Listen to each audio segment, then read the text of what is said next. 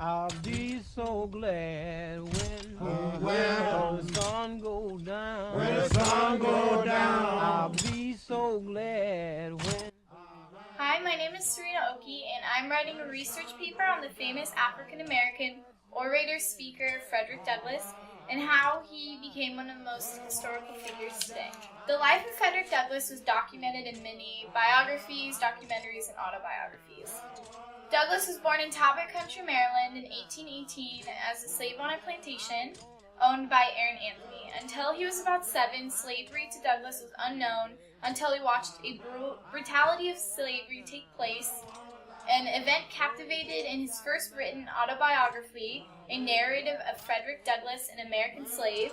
Douglass writes, quote, "I have often been awakened at the dawn of the day by the most heart-rending shrieks of my own aunt of mine, whom he used to tie up to a joist and whip upon her back until she was literally covered with blood," end quote. When Douglass was a child, his own mistress taught him how to read, which was one of the most significant days in his life, as stated by Douglass himself.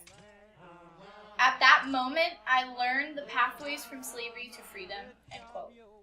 She continued to teach him how to read and write, even though her husband scolded against this, in which those times were a risky business for a wife to take. The determination to read for Douglass was inspired by not being told to do so. He was moved to Baltimore, where he was given more liberty as a slave, working for himself and blossoming in the black community, plotting and learning how to get to freedom. Moving to the city was also a very significant event in his life because there he flourished and his determination to stop slavery excelled. On September 3rd, 1838, Douglass was dressed up as a black sailor and successfully made his way all the way up north to New Bedford, Massachusetts, where his abolitionist career finally took off. This is when he started to develop into the inspirational writer and orator we know him today. At an anti-slavery convention, he was asked to speak in front of a crowd to tell the story of his life as a slave. This is when he was asked by the Anti-Slavery Society leaders, John Collins and William Lord Garrison, to speak for the Anti-Slave Society at conventions all around the nation. A documentary about Frederick Douglass's life explained how he had a deep, powerful voice and a striking appearance, which was captivating for citizens to see a former slave look so strong and confident. At the conventions, he gave great detail about his life, expanded into issues like the injustice of the Constitution and the wrongfulness of the churches. When Douglass wrote his first narrative about his life, it caught the attention of America because it, as stated by Huggins, presented a world of experience foreign to the readers, a clear sense of what normal, moral, and civilized. These features developed him into a famous, persuasive writer because he told the truths of slavery and the injustice that was being ignored. He even expanded to writing a newspaper called the North Star, which he wrote about slavery, the Civil War, and was a symbol of freedom to hopeless slaves. Quoted by the documentary From Slave to Abolitionist, the narrator states, "During the Civil War, Frederick Douglass saw the outbreak of war more reason for the federal government to commit itself to a war against slavery. In 1865, the war against slavery was over, and freedom to African Americans was supported by law, and without Frederick Douglass tirelessly speaking for freedom, such actions might have never been taken place." The voice of Frederick Douglass was the voice of the slaves, and he wouldn't have done it without reading, writing, and motivation. In my research, it did lack any actual videos or voice recordings retaining his actual voice or speech, which made it difficult to grasp the power in his voice. However, in my research, each article, book, and film captivated the personal attachment Frederick Douglass conveyed in his speeches and his striking appearance. His speeches had great influences on the abolitionist movement because each speech powerfully addressed slavery to his audience through his language and content. The first speech I analyzed was the first speech he had ever given. This was the first time he got the opportunity to stand in front of a crowd and denounce his life story to people with open ears and appreciation. In Douglass's autobiography, My Bondage and My Freedom, he spoke of the first speech he had ever given at the Anti-Slavery Convention in Nantucket and how he, quote, "could not stand erect or that I could command and articulate two words without hesitation or stammering," end quote. What I found to be truly outstanding is the fact that I can tremble at the thought of giving a speech about my life in front of a small group of people, and he had the courage to stand in front of a crowd that wanted him dead, denouncing his rights for freedom. Douglas explains during his first speech, quote, he could not remember two connected sentences, but excitement and the quietness of the audience was clear. This small speech was a turning point for Douglas's career. Douglas developed his speeches by not presenting the same stories over again at every convention. He wanted to address issues more political. However, this indeed was trouble for Douglas because people started to question if he was actually a slave. They didn't believe that he could have been a slave because he was too articulate, fine-tuned, and intelligent. This is when Douglas decided that he should start to write to give more specific dates, names, and places about his time as a slave.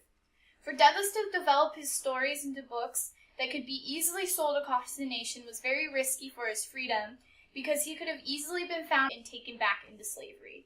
He did it anyways and moved to England for a few years to be safe. Frederick had no fear when it came to putting himself out there. He wanted to speak for the slaves, and he did. The second speech I analyzed was Douglas's speech given in Rochester on July 5th, 1852, which was called, What to a Slave is the 4th of July?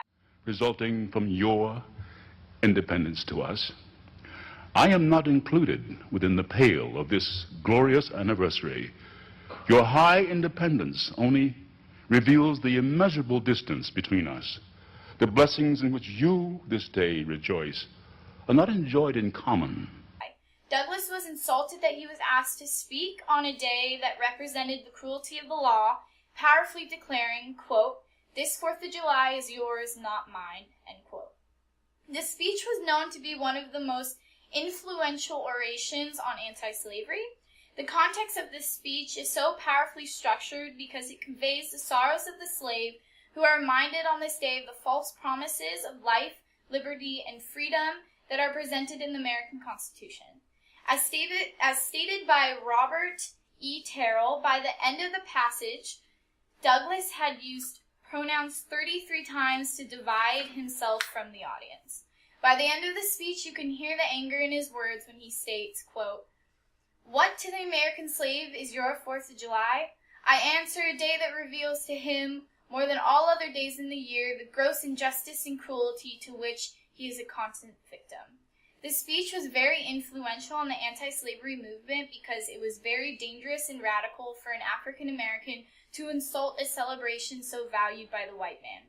His speeches were very impressive because he was putting all at risk for what he believed in, and he fought for it. As well, he was very articulate, which made him respected by the nation for his impressive knowledge, skills, and action. In conclusion, to end my research paper, I'm going to address the aspirations that I would like to strive for in my speeches after researching Frederick Douglass.